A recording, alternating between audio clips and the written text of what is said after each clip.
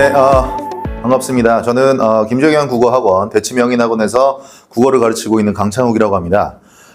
오늘은요, 지난 1학기 기말고사, 고양예고 1학년 시험지를 같이 한번 분석하고요. 그 다음에 앞으로 다가올 2학기를 어떻게 저희가 준비를 해야 될지 간단하게 좀 설명을 드리기 위해서 영상을 찍게 되었습니다. 먼저 지난 1학기 기말고사 시험부터 한번 함께 보도록 하겠습니다.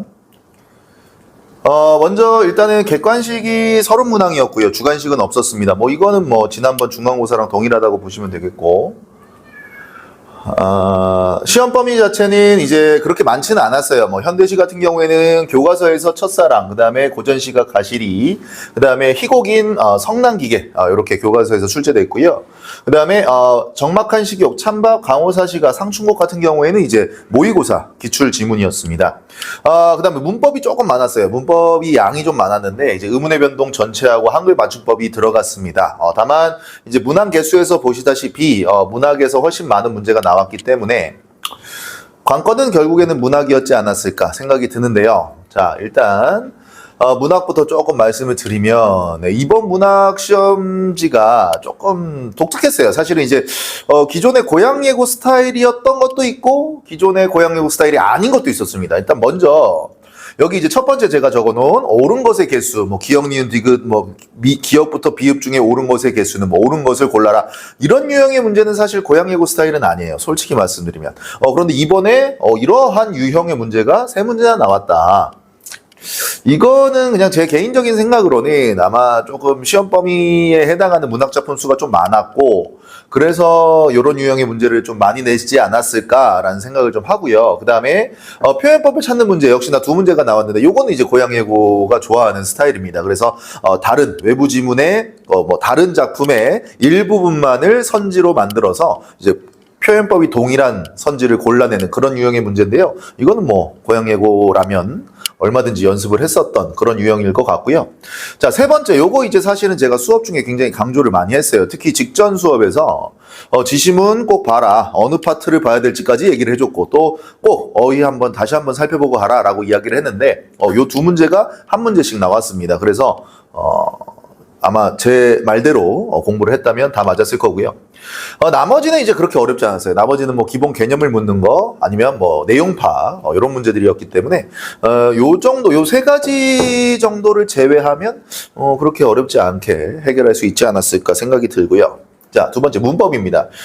문법 같은 경우에는 이제 아까도 말씀드렸다시피 좀 범위가 많았어요. 특히나 의문의 변동 전체가 다 들어가고 거기서 보통은 끝이 납니다. 보통은 이제 의문의 변동만 들어가는데 올해 좀 특이하게 맞춤법까지 끼워 넣었어요. 사실은 고양예고는 주로 이 두 개를 한꺼번에 하는 편이기는 합니다만, 그래도 보통의 학교들은 그렇지 않거든요. 그래서 아마 조금 공부하는데 많이 어렵지 않았을까 생각이 듭니다. 특히나 의문의 변동 같은 경우에는 기본 개념이 완벽하게 되어 있는 것뿐만 아니라 좀 다양한 문제풀이가 필요했거든요. 솔직히 제가 수업 시간에 숙제를 많이 주거나 실제로 수업 시간 중에도 문제를 많이 풀긴 했지만 제대로 따라오지 못했다면 아마 점수가 조금 많이 깎이지 않았을까 생각이 들고요.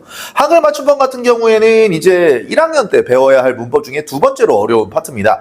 첫 번째, 가장 어려운 건 이제 좀 이따 나오고요. 그래서 어려운 문법이에요. 다만 이번 시험에는 좀 기본적인 것들 위주로 출제가 되었어요. 물론 여기서 말하는 건 기본적인 개념이 다 되어 있는 상태에서 말씀드리는 기본적인 문제입니다. 그래서 아마 기본 개념을 조금 부실하게 했다면 역시 문법에서는 좀 많이 틀리지 않았을까라는 생각이 듭니다.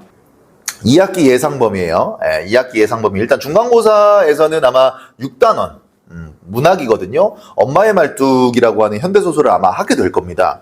그 다음에 7단원 제막매가 시조, 관동별곡, 이렇게 이제 고전시가를 하게 될 텐데, 자, 문제는 이 친구예요.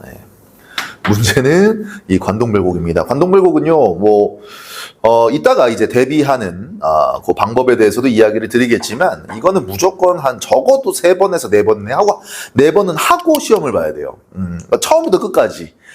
그렇지 않으면 이거는 정말 답을 맞히는 걸 떠나서 내용 파악도 아마 쉽지 않을 겁니다. 정말 어려운 작품이라고 생각하셔야 되고요.